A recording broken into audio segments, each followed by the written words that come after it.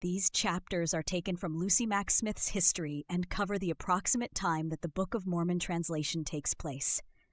Lucy's history of the events recorded are assembled about 15 years after the events took place. The text is taken from Lucy's 1845 draft. Chapter 23, Joseph obtains the plates. September 20th, 1827. Mr. Knight and his friend Stowell came to see how we were managing matters with Stoddard & Co., and stayed with us until the 22nd. On the night of the 21st, I sat up very late as my work rather pressed upon my hands. I did not retire until after 12 o'clock at night. About 12, Joseph came to me and inquired if I had a chest with a lock and key. I knew in an instant what he wanted it for, and not having one, I was greatly alarmed, as I thought it might be a matter of considerable moment.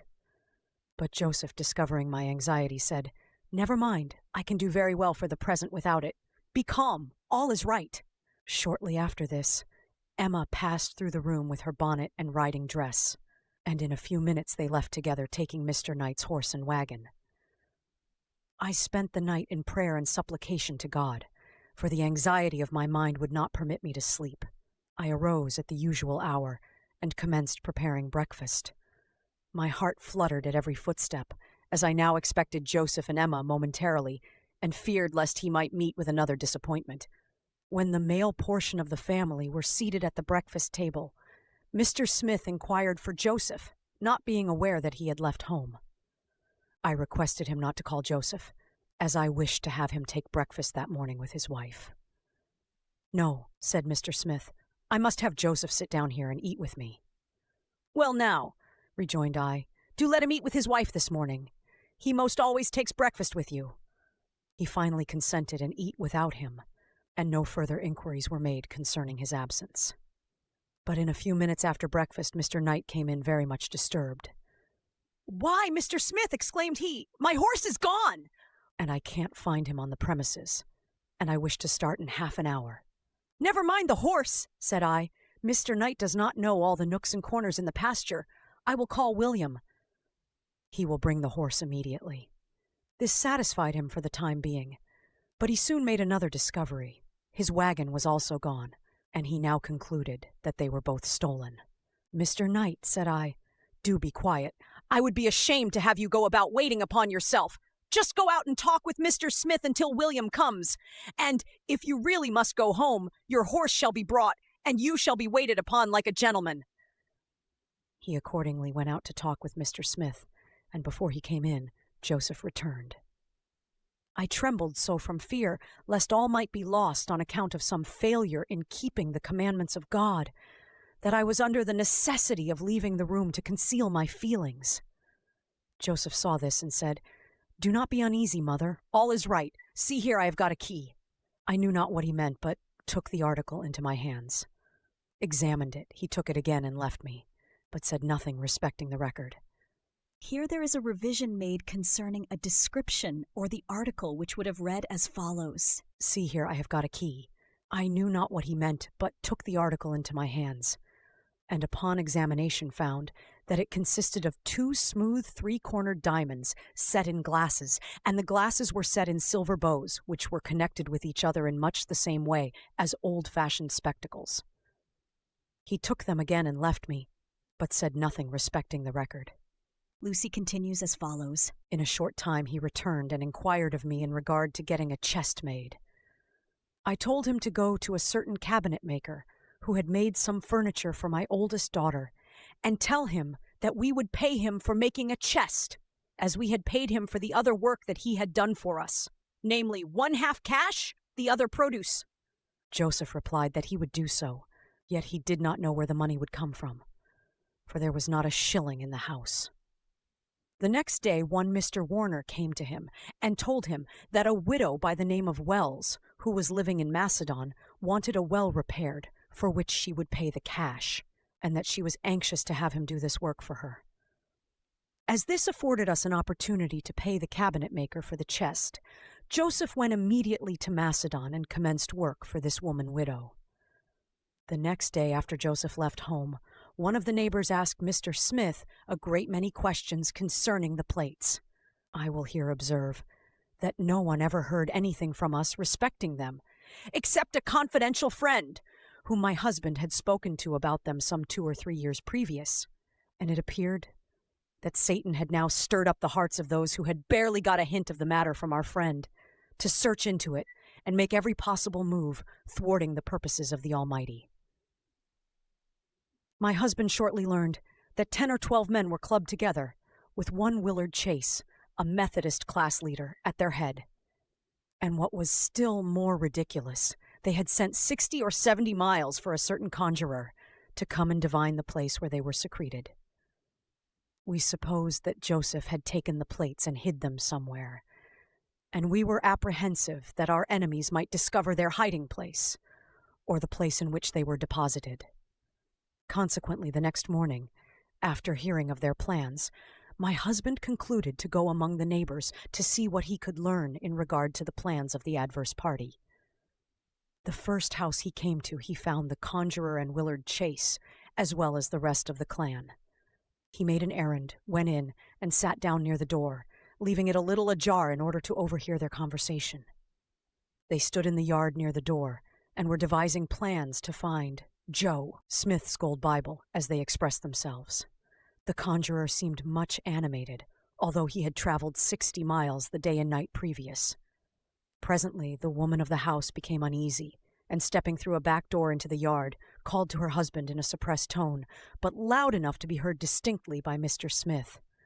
"Sam! Sam! You are cutting your own throat!"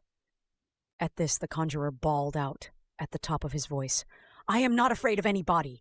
We will have them plates in spite of Joe. Smith or all the devils in hell." When the woman came in again, Mr. Smith laid aside a newspaper, which he had been holding in his hand, and remarked that he believed he had not time to finish reading the paper, and then left the house and returned home. As soon as he reached home, he asked Emma if she knew whether Joseph had taken the plates from their place of deposit, or if she was able to tell him where they were. She said that she did not know where they were, nor whether they were removed from their place. My husband then informed her of what he had seen and heard. After which Emma remarked that she did not know what to do, but she supposed if Joseph was to get the record, he would get it, and they would not be able to prevent him. "Yes," replied Mr. Smith, "he will if he is watchful and obedient. But remember that for a small thing, Esau lost his birthright and his blessing. It may be so with Joseph." "Well," rejoined Emma, "if I had a horse, I would go and see him." Mr. Smith then said, "You shall have one in 15 minutes. Although my team is gone, there is a stray on the place, and I will send William to bring him immediately." In a few moments, William brought up the horse with a large hickory with round his neck, for it was according to law to put a withy around the neck of a stray before turning it into an enclosure, and Emma was soon under way for Macedon. Joseph kept the Urim and Thummim constantly about his person, and by this means he could in a moment tell whether the plates were in any danger. Just before Emma rode up to Mrs. Wells, Joseph, from an impression that he had, came up out of the well in which he was laboring, and met her not far from the house. Emma immediately informed him of what had transpired, upon which he looked in the Urim and Thummim, and saw that the record was as yet safe.